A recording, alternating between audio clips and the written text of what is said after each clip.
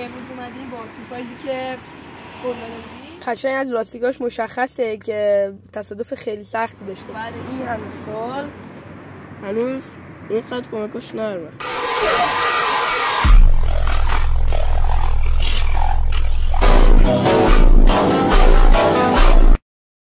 لوگو رو نگاه کن، اصلا قیب ماشین اصلا خیلی روخه قشنگ داره.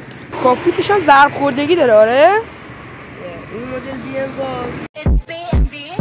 BMW bayerische Motorenwerke. این مدل BMW bayerische Motorenwerke.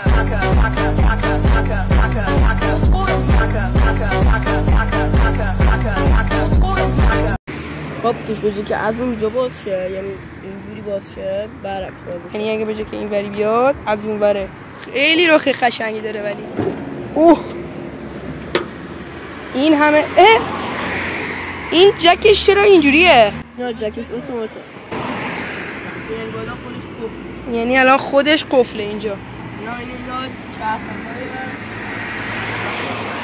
این کارت ماشینه، موتور 1080 سی سی 850. ماشین کاربر تمتوبینی. ماشین که 4 سیلندر از منیفولد هوا که میاد پایین، این 4 تا سیلندر. یه از رادیاتور خیلی کوچیکیش که می‌بینید. این دریچه‌اش سیمیه. الان من اینجا باز بدم.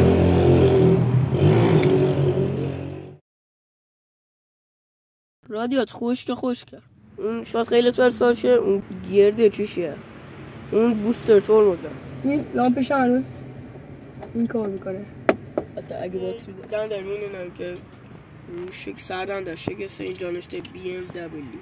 BMW, not BMW, bayerische Motorenwerke. نشته BMW. Bayerische Motorenwerke.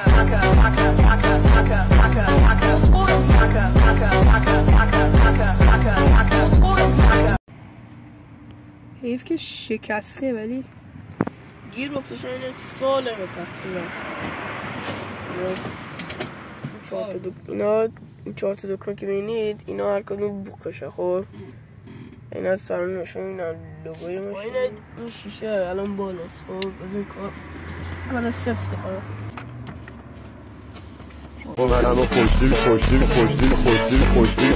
خوشدیل میبینید که پایین میاد سفته. خب حالا این وارد جزئیات میشیم. اوه اشمون سیماش هم وصل مارشال جفران ماست. این عکسش هست. اینا برای برفدان. خب اینجا شاید خیلی تو فکر کنید که دور موتور هست ولی این ساعته.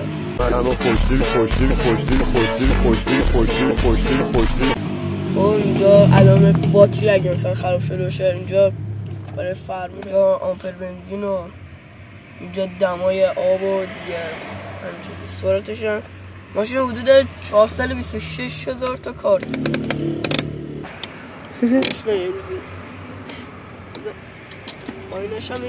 این طرف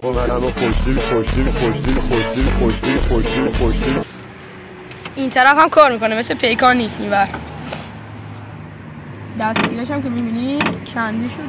این برای بخش کولر. حتی اینو کولر نداره، بیشتر باد فرمی و بخاریه. اینو مثلا یکیش مثلا برای اینکه بالا از پشت شیشه بزنه، پایین پا بزنه. اینو دریچه کولرشه. بله. یکیش مثلا اینکه سرد بزنه، گرم بزنه. اینجا الان میگم خب من الان خواستم پیاده شم، دیدم دنبال دستگیر گشتم که در بزنم. بعد دیدم که تکنولوژی اون زمان شما دستتی که مثلا اینجوری میذاری رانندگی میکنی، شما یه علاقه اینجوری میکشی پایین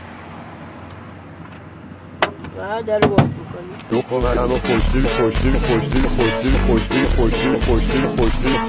آها پس این نشکست.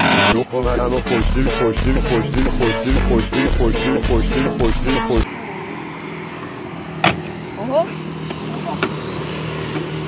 من باید چندش بسته میشه نظریت با 2 تا شاید فکر کنم اگه در جلو هم سالم بود اینا همش دو ناخونی بسته شه.